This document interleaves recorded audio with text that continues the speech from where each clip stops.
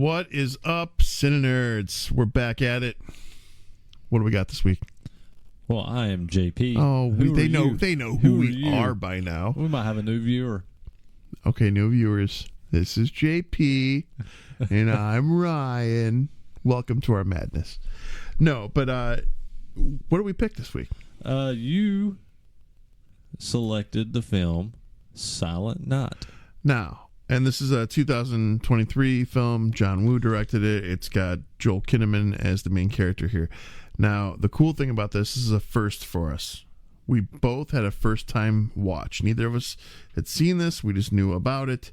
Honestly, forgot about it, and it came back up recently. Well, the thing was, I didn't know anything about this film. Like, okay. I had seen the cover art and in passing, and you had texted me when we were talking about doing our holiday films, and you were like, let's do Silent Night. And I'm like, fuck yeah, let's do Silent Night, Deadly Night, or Silent Night, Deadly Night 2. And I was like, yeah, no, not that one. And then when we saw each other in person, and I was like, you still want to do Silent Night? I'm like, yeah, I want to do Silent Night, Deadly Night, but let's do part 2. And you're like, no, the new film called Silent Night. And I'm like, wait, what the fuck are you talking about? You had my hopes up for Silent Night, Deadly Night. Now you're telling me there's another movie called Silent Night? I'll tell you what. First impressions. They really ran home with this Christmas aspect, and there's outside of a sweater and an old Christmas tree. The date of when he's going to get his revenge. Yeah, this is not a Christmas film. I don't feel it was. But I guess, people have said that Die Hard is not a Christmas film for less. So, it is what it is. But that said, let's unpack it. Well, my first impression. I always skip those. Yeah. I just try to run. Sorry. Go ahead. He does his, and he's like, fuck you. I do. I'm a dick. So, yeah, I didn't even watch the trailer. Nothing. I opened this up, I read the description, and when I read the description, I actually texted you, I said, I don't think this is a horror film, because I think we thought it was a horror film. I thought it was I knew it was brutal murder and revenge. I just didn't know. To what extent? Yeah, this was more definitely an action film. It's a John Woo film, though. Yeah. So well, and I didn't even know John Woo did it until I had the credits started rolling, and I saw John Woo, and I was like, oh, John Woo did this film? So, yeah, I was clueless coming into this movie. And initial reactions, yeah. This is, to me, Die Hard is way more a Christmas film than this. Lethal Weapon is more of a Christmas film than this. This film, outside of an old Christmas tree that is falling apart, and the Christmas sweater, and the fact that all this stuff happened on Christmas Eve, and so his child gets killed in a drive-by shooting. Outside of this, all this stuff happening on Christmas Eve is not a Christmas film at all. This film is, to me, it wants to be John Wick with a few Christmas elements. I could see that. And I think John Woo and the action side of it too, that all comes together, and there's definitely a John Wick element. I don't think it was quite as John Wick-ish, if that makes sense, as I was expecting, if I'm being frank. Because you could tell, I like how he didn't do over-the-top shit, I guess. If he would have started, if he had that 6 month... So part of this, after his injury, he's shot in the throat. We got to get back to that. Sorry. Yeah. He's shot in the throat and left for dead, essentially. And so he can't talk anymore. He can't make sound. So that's the whole premise behind the Silent Night. This night he gets revenge, and he doesn't have a voice. So, but he had... Once he pulled out of his funk and his depression, I think it was 6 months until Christmas, maybe a few more months than that. But he used these months to train. I think it was longer than that, because I feel like when he started training, it showed a calendar. I believe it said April. Yeah, so he had a few months. Yeah. That's what I was saying. So 9 months then, okay. But I was if he would have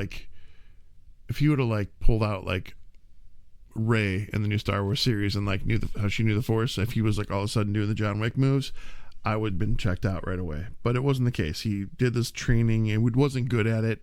Got to a functional point standard where he felt happy.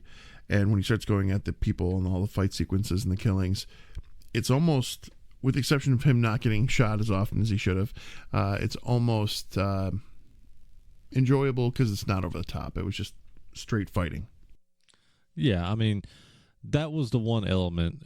And even once he did get trained up, he wasn't like John Wick going in and headshotting everybody. And he had got really good, but he wasn't as good as, how John Wick was. But it was still kind of, once it got to that point, it still had that vibe. It was a one-man wrecking machine, oh, no. He got his Kid Cudi assistant. At the very, very end. That part bothered me. We'll talk more on that later. Yeah. So, yeah, but the thing, how do you feel about Joel Kinnaman? Okay. I want to talk about this. I got some statements about this. I was like, I do want to talk about this. So I have yet to, I don't know if it's worth even watching, but I've yet to see the RoboCop remake. So I don't know how he does in that, but he was the RoboCop remake. He is Rick Flag in Suicide Squad. He was in two TV series that I enjoyed heavily. One was The Killing. The Killing was a really well done kind of, they're following a serial killer and corruption, and it's him and another detective trying to take this thing down, and it was good. I enjoyed that. And then the other one was a sci-fi one on Netflix called Altered Carbon, which I enjoyed heavily too. And the second season of that, what's his name? Mackie took over, right? Yeah, Anthony Mackie. So he's got potential to be great. I can't stand the dude's hair. I have to be real. I know looks whatever, but he's got this weird stringy hair that looks scared, like he's got scarecrow mop. It's weird. But he can be good. He's got the possibility to be good. This movie, I'll let you go from there, and then I'll tell you a little more on my thoughts. This is my statement. I have a statement about Joel Kinnaman, and every film I have ever seen him in, RoboCop, Rick Flag, Suicide Squad, Alter State, all these other things I have seen him in. It's like, man, he's kind of cool, but he's never great. No, he is never great in anything. Can I go? Yeah. I didn't know if you're done. Sorry.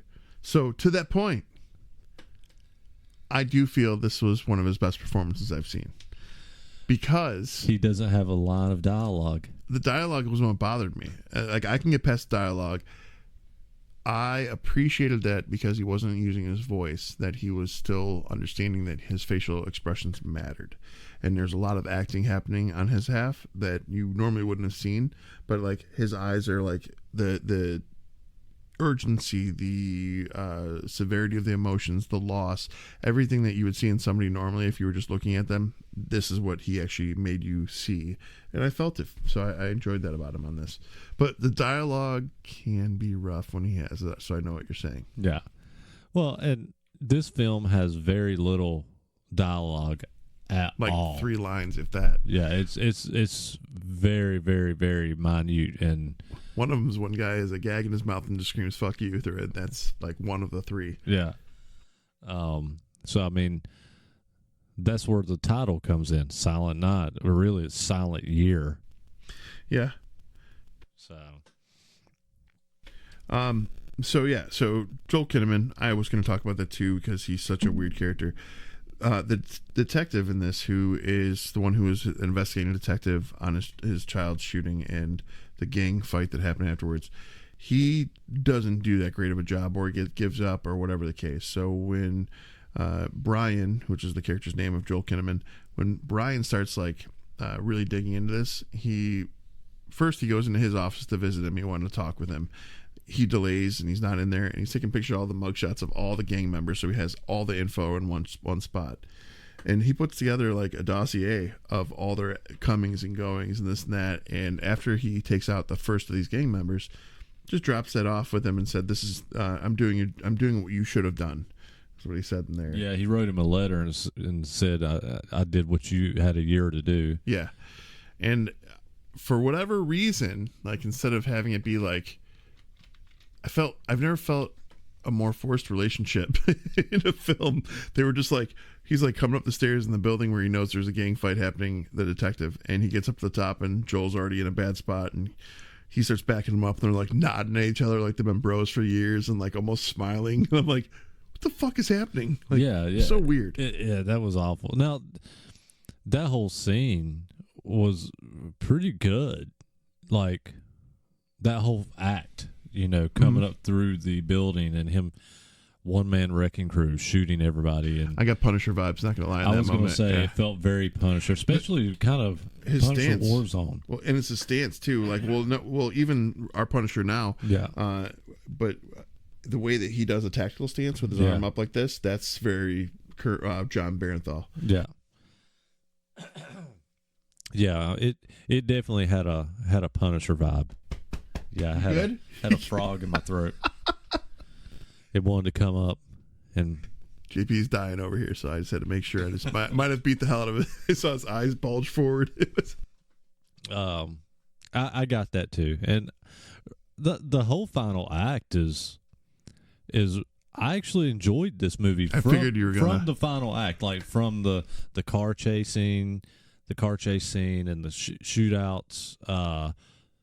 In the car when it got there, did it right. When it got there, and then the whole Punisher vibe thing going through the building and just one man wrecking crew. But man, it took a long time to get there. It did. It took a long time to get there. I do feel like I would have felt really, really annoyed if I didn't get that little bit of story though when it did kick in, because you have to give him some kind of depth, some kind of character. It's not somebody we've already had. It's not somebody we're grasped onto, and I feel like they had to do that. But once it got there, well done, great execution. I like the car chase too a lot. Yeah, well, I mean, there's a better for me, and you know, I've already compared. We've compared this film to John Wick. We've compared this film to The Punisher. So it's that style of movie. The movie that does this better, that is in the same realm of those movies, is Nobody. Oh my God, I love that movie. That was great. That movie is great, and that movie, the pacing is just good from start to finish. That's a good. You know what? We should do one on that. That's a solid one for sure. Yeah, Nobody is a great movie, and so you've got other films in this style that can tell a story, and I think Nobody is a great example of this. It starts with a character you don't know who he is, you know nothing about him, but it gradually goes through and tells you this story and paces it out between some great fucking sequences and fight scenes and stuff, to where, you know, it's not really a dull moment going through this movie. Now, Silent Night, on the other hand, it has a pretty okay opening scene. You know, it starts, I won't say strong, but it starts out good, you know, with some action. But then from there, it's like the movie, for me, almost shuts down for at least 35 to 40 minutes. Yeah. I mean, it shuts down. It's his wife dealing with him picking up the pieces post death. So yeah. That is definitely a hard one. Now there is a go-to, I feel, for those situations that a director can approach it as, and I think Nobody kind of did it a little bit, but essentially, I'm gonna have specs, by the way, in another week and a half. Mine are on. Sorry, you just put yours on, and I thought about mine. But I feel like you can go into a character already established as where they need to be training wise, and then like have an opening fight sequence where he's already going at one of these gang members, gets knocked unconscious, and then a conscious window, some flashbacks, bring you up to speed while he's still carrying the fight on. So you're not like, there's a way to pepper it in. Yeah. You know, they could have peppered in his surveillance stuff a lot more, and less training. There, and he could have been fucking with these people for a year, Which you did. And well, no, roundabout. I see what you're saying. But he could have been fucking with them for a year and showing this on screen. But really, what we got was a training montage, and it wasn't even that good of a training montage. But you essentially get a training montage, just like Rocky Balboa, with this guy training to use guns and how to fight without cool music like Rocky. They did pop in some good hip hop, but to that point, we've discussed that in previous episodes. Is it as memorable as No. anything in Rocky Dude, that you've ever heard montage wise? I talked about that to my son. For me, Rocky is the perfect example for montage. They kind of started the montage in films and they perfected it. This is kind of a montage that lasts for, again, 30 minutes of the fucking film, and it to me, there's not. Is there probably some good music in there? There probably is, but it wasn't memorable to me. Like I was just like, I didn't write it down, but last night the big one for me, most of it was just score, like beats underneath it. It wasn't hip hop music like you think, but the end credits song. I actually was trying to Shazam it and I couldn't find it, and I was getting mad, but I finally looked it up and found it. But yeah, it wasn't bad. It's memorable. I put it in the workout mix. If that ever happens. I feel you there. When it does, I've got a playlist ready. Yeah, I'm talking pretty negative, I feel, about this movie. But it's not bad. The movie's not bad. It's just it takes a while to get there. So on that note, in about 10 minutes, I want you to say, all right, give me your alternate approach. And I'll tell you, because I've got I had a mix up in the movie while watching it, and when it happened, I was like, this would have been way cooler had they done this. But I'll tell you when we get there. All right, so let's see. I got some fun little notes here. So, were you good with this being a silent film for the most part? I didn't mind that, because I know you enjoy those. So yeah. I didn't mind it being a silent film, and I thought it was a great concept. It just, to me, it wasn't executed right, but the concept could have been so fucking good, with him getting shot in the throat and not be able to speak or say anything. In part 2, they should kill his dog. I'm just kidding. No, you said it reminded you a lot of John Wick, and we talked Punisher as well, but I had Mad Max written down there, and Enforcer, because there's just that revenge element. It just it's ingrained. It's a purpose. It's like a driving force. And when I say Mad Max, I mean the Road Warrior, the first one. Well, not Road Warrior, but Mad Max. Yeah, sorry, I always flip those in my head. Where his wife and kid gets ran over by the gang, and yeah, I knew where you were going. Yeah. I talked a lot of shit on here about it not being a Christmas movie too. What was it? 6 months of training. With that, I didn't know until they were in the fight scene with the chase with the vehicles. I saw him reinforcing the front bar. He made a bulletproof. He put bulletproof vest all in the doors and stuff. Yeah. I realized after we got to that part, I'm like, wait, that car's not taking it. Oh, yeah. So that was kind of cool, just because I wasn't expecting it when I watched it unfold. I like the car chase too, especially when they had the two SUVs with the Mustang pin between. Yeah, I thought that was really cool because the way it was going, realistically, probably would have been shot, but it, movie. That was the issue with the chase scene. He reinforced with bulletproof vest all through the car, but obviously the windows, and there's multiple times in that chase scene that he should have been killed. He should have been dead. Without a doubt. But to that point, and here's the biggie, if you haven't watched this, turn away. Or if you're just not, this is the worst spoiler I can give.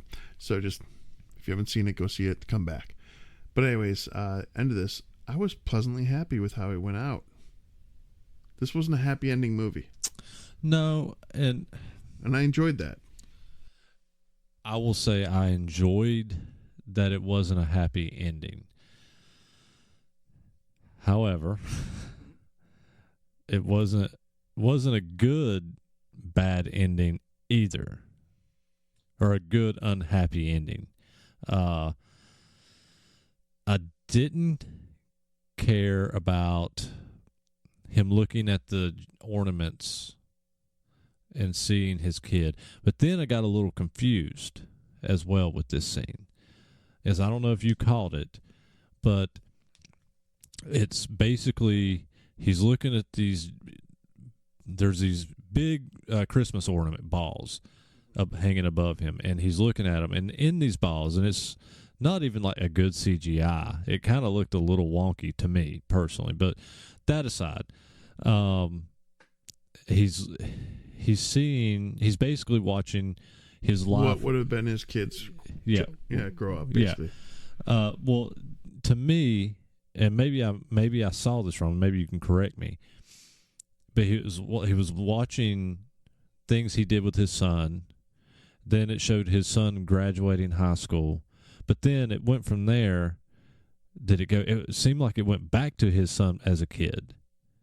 Or maybe I thought it was a grandson. Okay, that was my question, because I felt it just went back, and so I was like, well, why did they show him graduate? But then it went back and was showing his kid again. I think it was a grandchild, him having a kid. Maybe. That was a little confusing to me. But him, I don't know. Him seeing his kid, what his kid's life could have been, play out in front of him as he was dying, with Kid Cudi dying next to him. Can I be real? I literally, with the exception of him giving that dossier to him, I had him blocked out. I cannot take Cudi seriously. Cudi literally, as he's watching his son's life play out above him as he's dying, Kid Cudi comes up, lays next to him under these Christmas ornaments, and they both die next to each other. And Cudi's smiling again. Yeah, he smiled when that was happening. I was like I was fine with the unhappy ending with him dying, with the Brian character dying, but laying next to Kid Cudi, who did nothing this entire film. But then just showed up at the very end to get shot, to lay down next to you at the very end, to die next to you. It was like they were best buds, and that wasn't the case to the entire film. Yeah, no. And the nods to each other like they were homies or some shit, that was a little weird for me, but I understood it was kind of I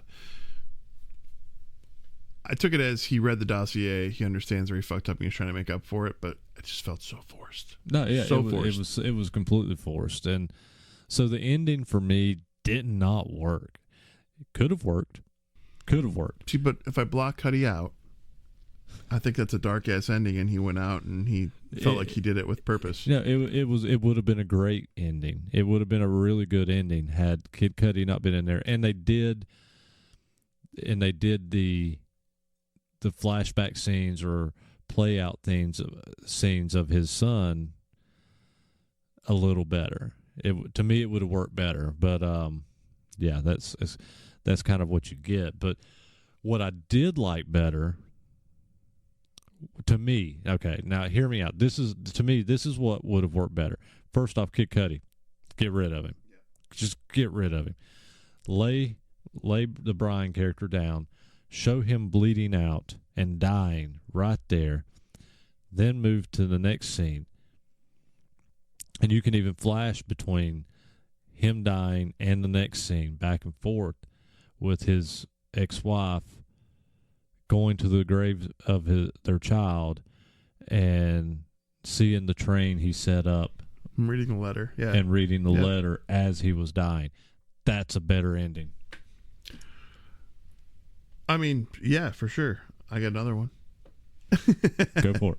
All right, so let's talk about Venus. So Venus, the character of Venus, is the main, the villain, the bad guy in this. It's his girl, if you will.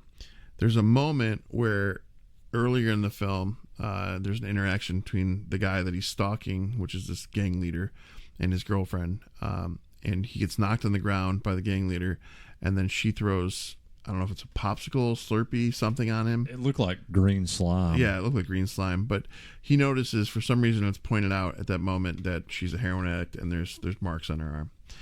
And then they kind of pan away from her fast. So I was like, okay, that's whatever.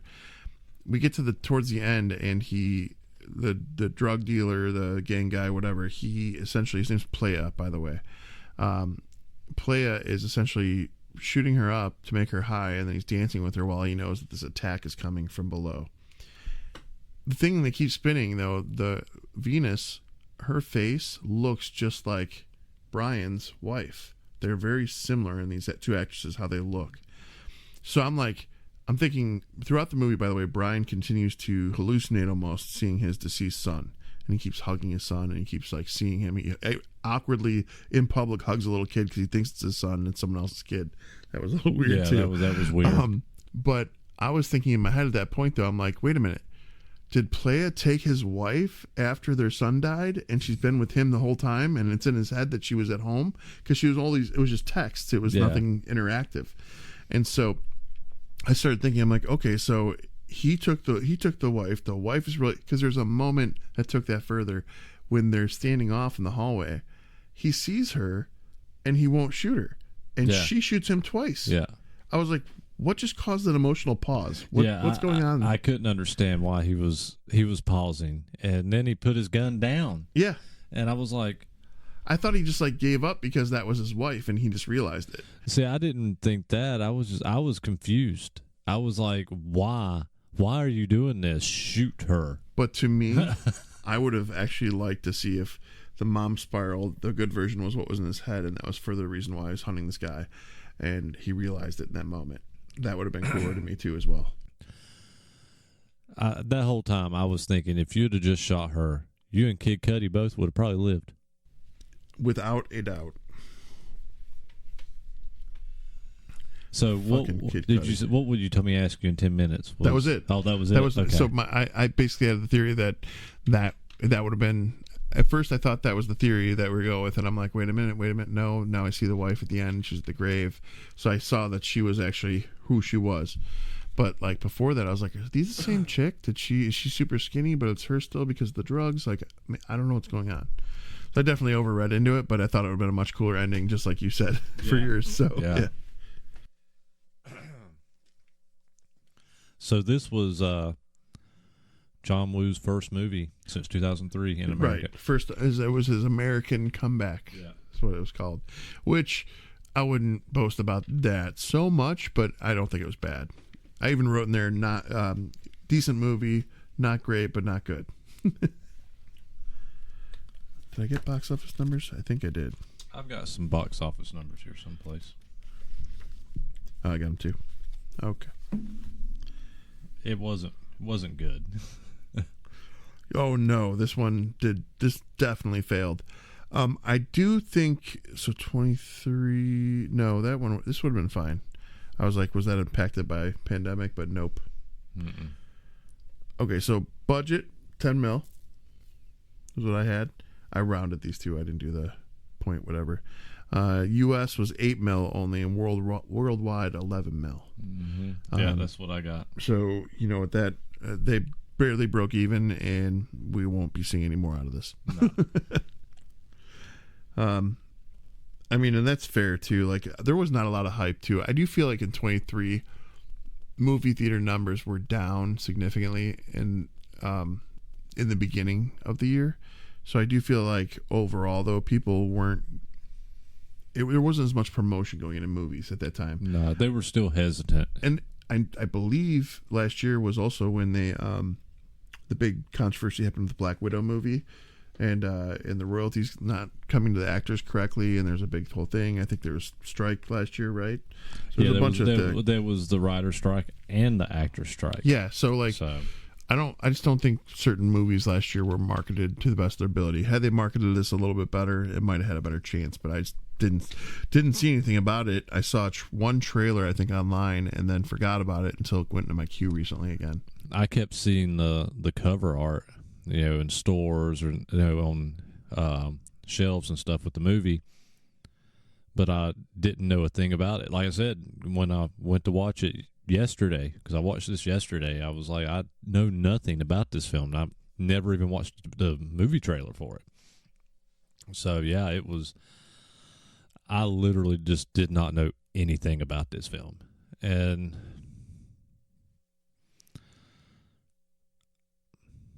I'm not sure if I'm still unsure if I'm happy I watched it or not. Yeah, I mean, So it's not that it's bad. It's just there's other films that do it better. right, I agree.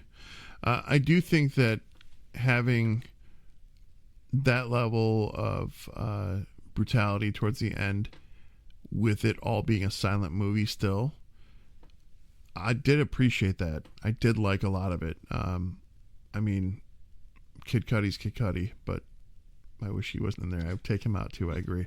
I don't know. Yeah, this one, I'm not better for watching it. I can't talk right now. Yeah, but yeah, it's. Yeah, I can't think of a time that I will probably ever watch this film again. To me, No, to me, it's not going back in. To me, it's just like there's other movies like Nobody that are much better than this film. I'm gonna have to add it to the collection though, because I'm keeping all the CineNerds movies. So yeah, it's. I don't know. I mean, you guys watch it. Let us know. You know, do you think it's rewatchable? I guess because I don't know if I actually think it is or not. So definitely not a Christmas movie. I don't feel it's rewatchable. I've seen it once. I'm good. I'd rather focus my energies elsewhere. But I'm not mad for having watched it. So yeah, I didn't watch it and go, I wasted hour and a half, 2 hours of my life. I watched it and thought, it's okay, but there's better versions of this film. And the one thing that bothered me about this film, again, we touched on, was it's a silent movie for the most part. The concept of somebody getting shot in the throat and losing their voice and going on a revenge killing spree, on paper, that sounds like an amazing film, and it could have been a much better film with that concept, but it failed. It dropped the ball. I gotcha. All right, well, I'll go first. I don't care. What's your movie? I can go first unless you just want to go first. Well, we both hadn't seen it. It was first picks, so no, it doesn't matter. Go ahead. Go ahead. Oh. Ah! No, you. Oh, we're going rock, paper, scissors again. Rock, we're back. paper, scissors. 1, 2, 3, shoot. Oh, I messed up the shoot. 1, 2, 3, shoot. 1, 2, 3, shoot. Damn. All right. At least it wasn't 6 or 7 this time. You want me to go first? Go ahead. All right. So I think I've said most of my points. So Kid Cudi was kind of an annoyance. I did like the beginning. I agree with JP that there's like a 35-minute window that definitely dragged hard, and it was hard to get past it. They definitely could have done that a little bit different. The action sequences when they kicked up were great, though. I did like those. I didn't like Kid Cudi's intrusion at the end, if I'm being honest. And I do like that it doesn't end on a happy note, that it's realistic in that he had a mission to get revenge on the people who killed his kid. He did it, and he went out in the blaze of glory, kind of.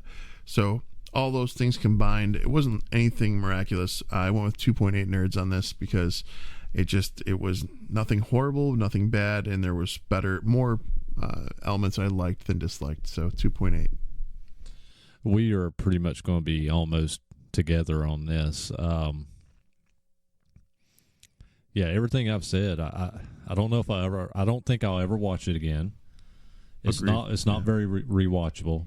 Great concept. Good action sequences. I mean, it's done by John Woo. I mean, you can kind of expect some good action sequences with him. But man, it's slow. It starts slow and then it picks up. Yeah, I mean that's kind of it in a nutshell. I can't even say anything else much I hadn't already said about it. Yeah. I'm literally going to throw this straight in the middle. It's going to be a 2.5. Okay. watch it, at your own risk. If you want to see that style of movie and you're into that style, you may really enjoy this film. And I didn't hate it, but I'll never revisit it again. If you like action film and you have nothing else going on, you want to throw a good movie in for a quick little action thing. But I enjoyed it for that one-time watch, and that's pretty much it too. Yeah. So yeah, agree. Before I say my usual routine, I'm going to start with this. I said it last time too, or one of our previous episodes, but the best thing that we can do to promote independent artists of any kind is to share their material. So if you guys wouldn't mind, go on our page, follow us on the pages, share the material. It's the easiest thing you can do in the world to help keep this going. We, not just us, other podcasts, bands, whoever. It's just you're being helpful and doesn't cost anything. So if you like what we're doing, please share it, get it out there a little bit. And that said, their usual routine. 3cinenerds@gmail.com is the email. If you have any questions or suggestions, please send them our way. We definitely want to hear from you. And we also got that link in the bio on the Facebook page for all of your Audible listening platforms, as well as our merch store. Like, share, subscribe, write a review. 3 in a row. Well, maybe. I don't know. Well, yeah. Depending on how we release this Yes. one. I think we're going to release this one as a bonus within the holiday season because it's technically a Christmas movie, I guess. I disagree, but whatever. Um, We watched it with the intent. Yeah. Write us a review on our Facebook page or our Apple Podcast page. If you're new to us, click follow. Share with your friends, and you can go to our Facebook page and you can click the little dots at the top and go click invite friends, and you can invite people to our page. Be the coolest thing ever. Alrighty. Well, happy holidays, everyone. later. Later.